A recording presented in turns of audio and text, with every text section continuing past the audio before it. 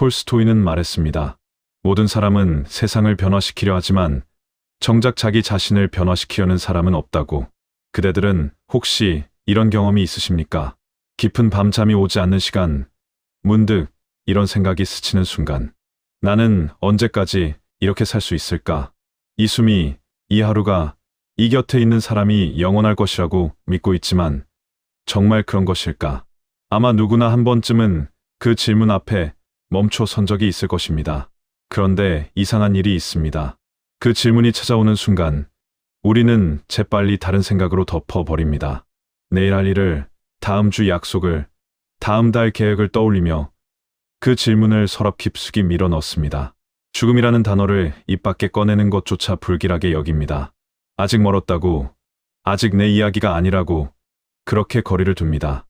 많은 사람들은 이렇게 믿습니다. 죽음을 생각하지 않는 것이 건강한 삶이라고.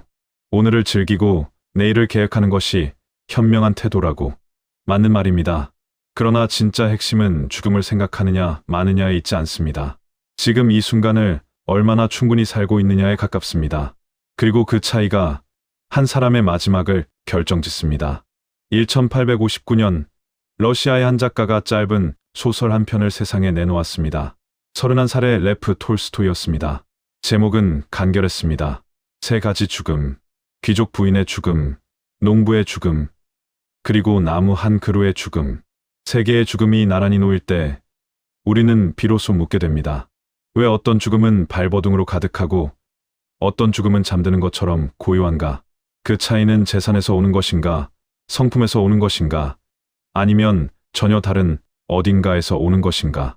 톨스토이는 이 소설을 쓰기 몇 해 전 형 니콜라이의 병상 곁을 지킨 적이 있습니다.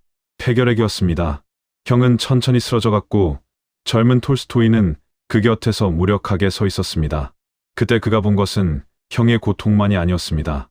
죽어가는 사람 곁에서 산 사람이 보이는 표정, 그 표정 뒤에 숨은 두려움, 그리고 그 두려움이 만들어내는 거리. 사랑하는 사람이 떠나가는데도 우리는 그 떠남을 온전히 바라보지 못합니다. 눈을 돌립니다. 다른 이야기를 꺼냅니다. 괜찮을 거라는 말을 반복합니다. 톨스토이는 그 장면들을 가슴에 품고 오래 곱씹었습니다. 그리고 세 가지 죽음을 썼습니다. 이 이야기는 위로를 드리려는 것이 아닙니다. 조언을 드리려는 것도 아닙니다. 다만 한 가지를 함께 들여다보고 싶습니다. 삶의 끝이 삶의 방식을 비추는 거울이라면 지금 우리는 그 거울 앞에서 어떤 얼굴을 하고 있는가? 끝까지 함께 해주십시오. 그리고 이 이야기가 끝날 때 처음에 서랍 속에 밀어 넣었던 그 질문을 다시 꺼내 보시기 바랍니다. 그때는 그 질문이 조금 다르게 느껴질 것입니다. 늦가을이었습니다. 하늘은 낮고 무거웠습니다. 모스크바로 향하는 길 위에 마차 한 대가 달리고 있었습니다. 바퀴 아래로 진흙이 튀었고 창밖으로는 잎을 다 떨군 자작나무들이 줄지어 서 있었습니다. 마차 안에는 귀족 부인 마리아가 앉아 있었습니다. 두꺼운 모피 담요가 다리를 덮고 있었고 작은 손난로가 손 안에 들려 있었습니다. 그러나 그 따뜻함이 그녀의 얼굴까지 닿지는 못했습니다. 뺨에는 병색이 엉겨 있었고 눈 아래 그림자가 짙었습니다. 폐병이었습니다. 의사들은 이미 여행을 삼가라 했습니다. 그러나 마리아는 마차에 올랐습니다. 모스크바에 유명한 의사가 있다는 말을 들었기 때문입니다. 그 의사라면 다를 것이라 믿었기 때문입니다. 하녀가 조심스럽게 말을 꺼냈습니다. 마님, 좀 쉬시는 게 어떻겠습니까? 마리아는 고개를 저었습니다. 괜찮아. 그리고 창밖을 바라보았습니다. 그러나 그녀의 눈은 앙상한 가지들을 보지 못했습니다. 그녀의 마음은 이미 모스크바에 가 있었습니다. 진료실에 가 있었습니다. 의사가 건네줄 처방전에 가 있었습니다. 마차가 한 역참에 멈추었을 때 마리아는 처음으로 흔들렸습니다. 역참 한켠 집더미 위에 누운 사내가 있었습니다. 역참 마부 표돌이었습니다. 그도 병들어 있었습니다. 그러나 그의 누운 모습은 마리아의 앉은 모습과 달랐습니다. 표도르는 저항하지 않았습니다. 그저 누워 있었습니다. 천장을 바라보고 있었습니다. 마치 천장 너머의 무언가를 이미 받아들인 사람처럼. 마리아는 그 모습을 보았습니다. 그리고 본능적으로 눈을 돌렸습니다. 보기 싫었던 것이 아닙니다. 자신이 가리려 했던 것이 그 사내의 얼굴 위에 드러나 있었기 때문입니다. 모스크바에 도착한 마리아는 의사를 만났습니다. 의사는 청진기를 내려놓고 조용히 말했습니다. 따뜻한 곳으로 가십시오. 남쪽이 좋겠습니다. 무리하지 마십시오. 마리아가 원하는 말이 아니었습니다. 그녀는 다시 물었습니다. 다른 방법은 없습니까? 더 좋은 약은요? 의사는 조용히 고개를 저었습니다. 집으로 돌아온 마리아의 방은 따뜻했습니다. 벽난로에 불이 피워져 있었고 남편이 들어왔고 아이들이 문 앞에 섰습니다. 모두 위로의 말을 건넸습니다. 괜찮을 거예요. 잘 될 거예요.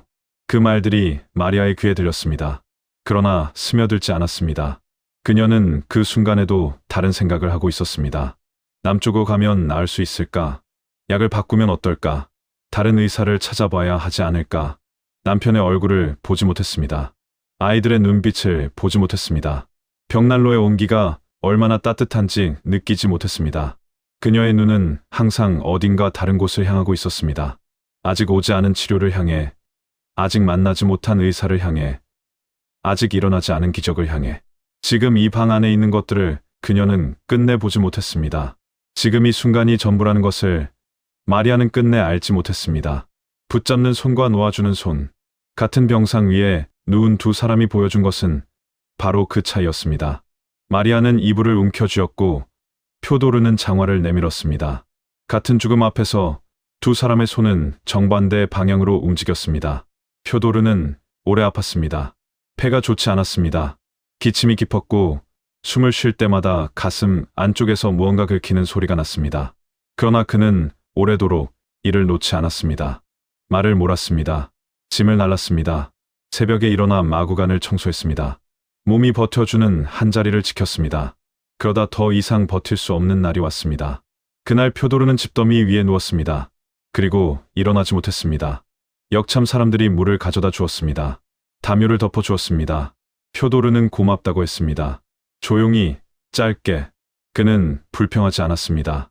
왜 나인가라고 묻지 않았습니다. 더 살아야 한다고 버티지 않았습니다. 그저 누워서 숨을 쉬었습니다. 천장을 바라보았습니다. 그 눈빛이 마리아의 눈빛과 달랐습니다. 마리아의 눈은 항상 다른 곳을 향하고 있었습니다. 아직 오지 않은 것을 향해. 그러나 표도르의 눈은 지금 이 천장을 보고 있었습니다. 지금 이 순간을 보고 있었습니다. 동료, 마부 세료가가 곁에 앉았습니다. 젊고 건장한 사내였습니다. 뭐 필요한 거 없어요. 표도르는 잠시 생각했습니다. 그리고 말했습니다. 장화가 필요해. 내 장화는 이제 내가 신을 일이 없을 것 같으니 내가 가져가거라. 세료가는 말문이 막혔습니다. 머뭇거렸습니다. 표도르가 말했습니다. 가져가라. 놔두면 썩는다. 세료가는 장화를 받고 자리를 피했습니다. 눈물이 날 것 같았기 때문입니다. 그런데 표도르는 울지 않았습니다. 장화를 넘겨주고 다시 천장을 바라보았습니다. 표정이 바뀌지 않았습니다. 표도르에게는 가진 것이 많지 않았습니다. 낡은 장화 한 켤레, 작은 나무 상자, 그 안에 동전 몇 잎과 낡은 손수건, 그것이 전부였습니다. 그런데 그는 그것을 잃는 것을 두려워하지 않았습니다. 매달리지 않았습니다. 그가 살아온 방식 그대로 죽음을 맞이하고 있었습니다. 오늘 해야 할 일을 했습니다. 주어진 자리를 지켰습니다. 욕심을 부리지 않았습니다. 불평을 쌓아두지 않았습니다. 그렇게 살았습니다. 그래서 죽음 앞에서도 같은 방식이 나왔습니다. 누워야 하니 누웠습니다. 필요 없으니 넘겼습니다. 숨이 붙어 있으니 숨을 쉬었습니다.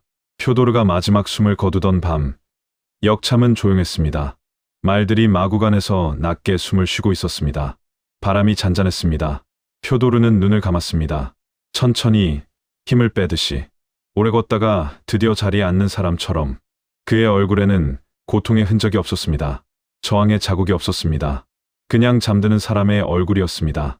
지금 이 순간이 전부라는 것을 표도르는 알고 있었습니다. 나는 왜 나무 한 그루의 죽음을 이 이야기 속에 넣었는가? 톨스토이가 훗날한 서신에서 이 소설에 대해 언급할 때 그의 시선은 귀족 부인도 농부도 아닌 나무를 향해 있었습니다. 사람은 두려워합니다. 사람은 붙잡습니다. 사람은 묻습니다. 그런데 나무는 그 어느 것도 하지 않았습니다. 그리고 그 하지 않음 속에 무언가가 있었습니다. 봄이었습니다. 숲이 깨어나고 있었습니다. 땅 위로 새싹이 돋았고 나뭇가지마다 연한 초록이 번졌습니다. 새들이 돌아왔습니다. 바람이 따뜻해졌습니다.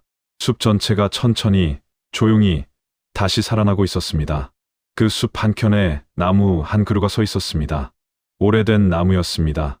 줄기가 굵었고 껍질은 거칠었습니다. 세월이 새긴 주름이 깊었습니다. 봄이 오면 잎을 피웠고, 여름이면 그늘을 만들었고, 가을이면 잎을 떨구었고, 겨울이면 눈을 맞았습니다. 해마다 그렇게 오래도록. 그런데 이번 봄, 이 나무에는 새잎이 돋지 않았습니다. 가지 끝이 회색이었습니다. 주변의 나무들이 초록으로 물들어가는데 이 나무만 회색이었습니다. 속이 비어 있었습니다. 껍질 안쪽이 말라 있었습니다. 죽어가는 나무는 말이 없었습니다. 저항하지 않았습니다. 그냥 거기 서 있었습니다. 세료가가 그 숲에 들어왔습니다. 표도르가 죽고 난 뒤였습니다. 세료가는 표도르에게서 받은 장화를 신고 있었습니다. 도끼를 들고 숲으로 들어왔습니다.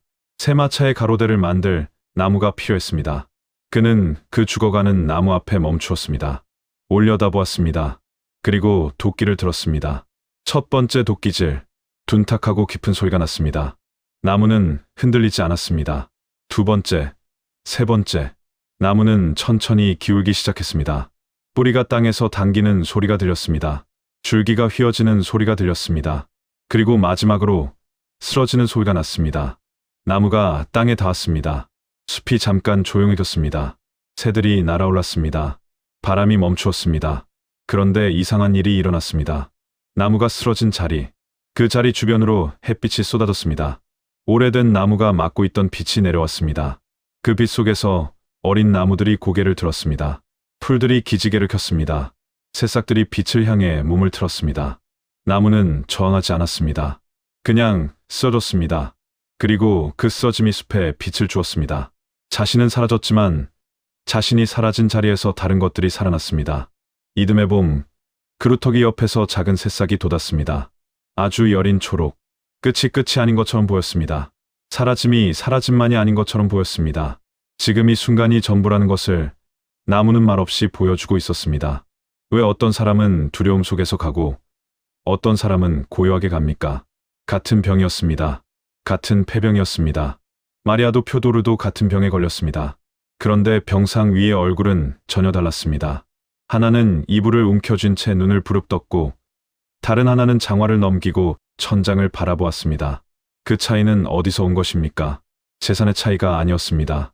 마리아에게는 따뜻한 방이 있었고 좋은 의사가 있었고 걱정해주는 가족이 있었습니다.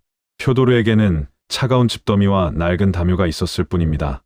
그런데 평온한 쪽은 표도르였습니다. 교육의 차이도 아니었습니다. 신분의 차이도 아니었습니다. 톨스토이는 그 차이의 뿌리를 삶의 방식에서 찾습니다.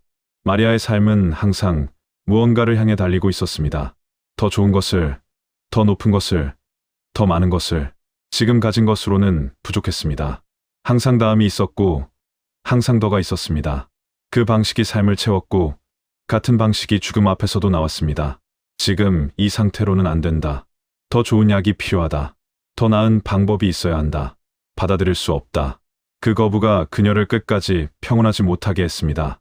인간의 마음에는 묘한 습성이 있습니다. 두려움이 오래 안에 갇히면 다른 감정으로 변합니다. 분노가 됩니다. 억울함이 됩니다. 날카로운 말이 됩니다. 마리아가 남편에게 쏟아낸 말들이 그랬습니다. 당신은 내가 빨리 없어지기를 바라는 건 아닙니까? 그것은 남편에 대한 미움이 아니었습니다. 자신의 두려움이 향할 곳을 찾은 것이었습니다. 두려움을 두려움이라 부르지 못할 때 그것은 가장 가까운 사람을 향해 날아갑니다. 반면 표도르의 삶은 단순했습니다. 아침에 일어나 말을 돌보았습니다. 손님을 태우고 길을 달렸습니다. 저녁에 밥을 먹고 잠을 잤습니다. 화려한 것이 없었지만 불만을 키우지도 않았습니다. 오늘 해야 할 일을 하고 오늘 주어진 것을 받고 오늘의 끝에서 오늘을 마무리했습니다. 그 방식이 죽음 앞에서도 그대로 나왔습니다. 여기서 한 가지를 분명히 해야 합니다. 표도르의 평온을 가난의 결과로 읽으면 안 됩니다.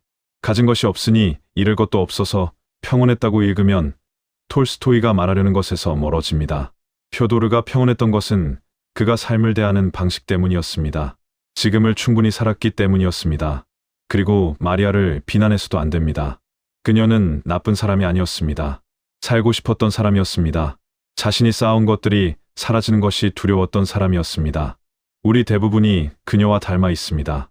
삶의 태도가 마지막에 모습을 빚는다는 것, 이것이 불편한 진실이면서 동시에 지금 바꿀 수 있는 유일한 것입니다. 지금 이 순간이 전부라는 것을 우리는 머리로는 알고 있습니다. 다만 가슴으로 아는 것이 어려울 뿐입니다. 한 사내가 있었습니다. 30년 넘게 회사를 다녔습니다. 새벽에 일어나 출근했고 늦게 퇴근했습니다. 가족을 위해서였습니다. 아이들 교육을 위해서였습니다. 그리고 은퇴했습니다. 처음에는 홀가분했습니다. 그런데 막상 시간이 생기자 무엇을 해야 할지 몰랐습니다. 아침에 눈을 뜨면 하루가 막막했습니다. 과거가 자꾸 찾아왔습니다. 그때 더 잘했어야 했는데, 그때 아이들에게 더 시간을 줬어야 했는데, 그 후회들이 고요한 시간 속으로 스며들었습니다. 마리아가 아직 오지 않은 미래를 향해 눈을 두었듯이, 방향은 다르지만 지금의 없다는 것은 같습니다. 한 여인이 있었습니다. 평생 가족을 돌보았습니다. 시부모를 모셨고 아이들을 키웠고 남편 곁을 지켰습니다. 하고 싶은 것을 미루었습니다. 아이들 다 크면 하자고. 그런데 나중에 왔을 때 몸이 따라주지 않았습니다. 허탈했습니다. 나는 내 삶을 산 것인가? 아니면 누군가를 위한 삶을 산 것인가? 나무가 그늘을 만들 때 이것이 나를 위한 것인가를 묻지 않았습니다. 그냥 지금의 계절을 살았습니다. 그리고 그 삶이 숲을 만들었습니다. 이 여인이 돌본 것들도 어딘가에서 자라고 있습니다. 부부 사이에도 같은 구조가 숨어 있습니다. 오래 함께한 두 사람이 어느 순간 서로를 보지 못하게 됩니다. 옆에 있지만 보이지 않습니다. 익숙함이 시야를 막습니다. 그러다 한쪽이 아프거나 한쪽이 멀어지거나 한쪽이 사라질 위기에 처하면 그제야 봅니다. 그때서야 이 사람이 여기 있었구나를 느낍니다. 마리아의 남편도 그랬을 것입니다. 마리아가 떠나고 나서야 그 방의 빈자리가 얼마나 큰지를 알았을 것입니다. 지금 곁에 있는 사람을 지금 보는 것, 지금 손 안에 있는 따뜻함을 지금 느끼는 것, 이것이 거창한 깨달음이 아닙니다. 오늘 바로 할 수 있는 작은 것들입니다. 오래 연락하지 못한 사람에게 안부를 묻는 것, 매일 곁에 있어 당연하게 여겼던 사람에게 고맙다고 말하는 것, 오늘의 밥상 앞에 앉아 그 맛을 천천히 느끼는 것, 창밖의 하늘이 어떤 색인지 한번 올려다보는 것, 그리고 마음속에 오래 쌓아둔 원망이 있다면 그 무게를 조금 내려놓는 것. 용서는 상대를 위한 것이 아닙니다. 그 짐이 차지하고 있는 자리를 비워 지금이 들어올 수 있게 하는 것입니다. 표돌의 마음에는 원망이 없었습니다. 억울함이 없었습니다. 그래서 그 빈 마음에 지금이 가득 들어찼습니다. 그 가득함이 그의 마지막을 고요하게 만들었습니다. 평온한 마지막은 먼 곳에서 오지 않습니다. 지금 이 저녁, 지금 이 사람, 지금 이 숨 한 번 속에 이미 있습니다. 지금 이 순간이 전부라는 것을 오늘 저녁 한 번만 가슴으로 느껴보십시오. 1910년 82살의 톨스토이는 집을 나섰습니다. 한밤중이었습니다. 아무에게도 알리지 않았습니다. 야스나야 폴리아나의 저택을 평생을 보낸 그 집을 뒤로하고 걸어나갔습니다. 그가 어디로 가려 했는지, 무엇을 찾으려 했는지 정확히 아는 사람은 없습니다. 다만 알려진 것은 이것입니다. 그는 오래전부터 자신의 삶과 자신이 쓴 글 사이의 거리에 괴로워했습니다. 소박하게 살라고 썼지만 저택에 살았습니다. 소유를 내려놓으라 했지만 광대한 영지가 있었습니다. 그 괴리가 그를 오래 짓눌렀습니다. 기차에 올랐습니다. 그러나 몸이 버텨주지 않았습니다. 아스타포보라는 작은 역에서 열차를 내려야 했습니다. 역장의 작은 집에 누웠습니다. 폐렴이었습니다. 소식이 퍼졌습니다. 가족이 달려왔고 기자들이 몰려왔고 사람들이 역 앞에 모였습니다. 그런데 톨스토이는 그 소란을 알지 못했습니다. 작은 방, 좁은 침대, 낮은 천장.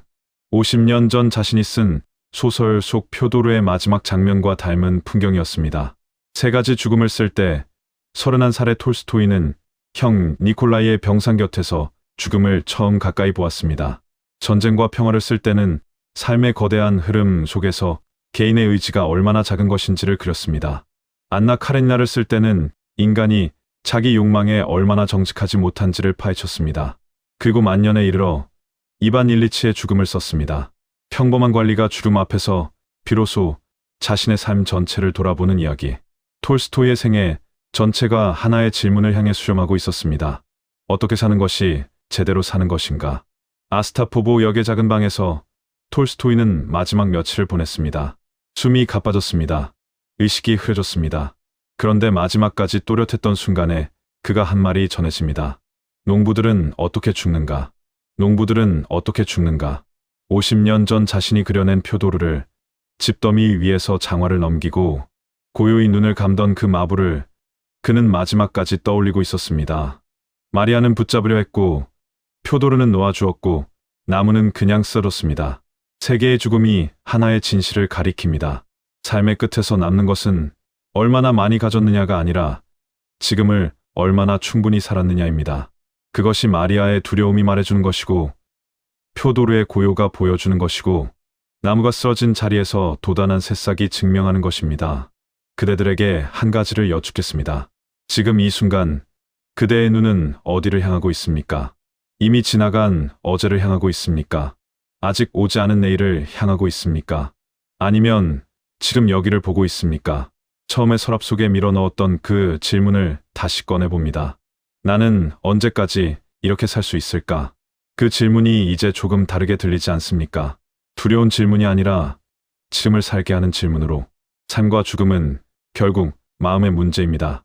그리고 그 마음은 지금 이 순간에만 존재합니다.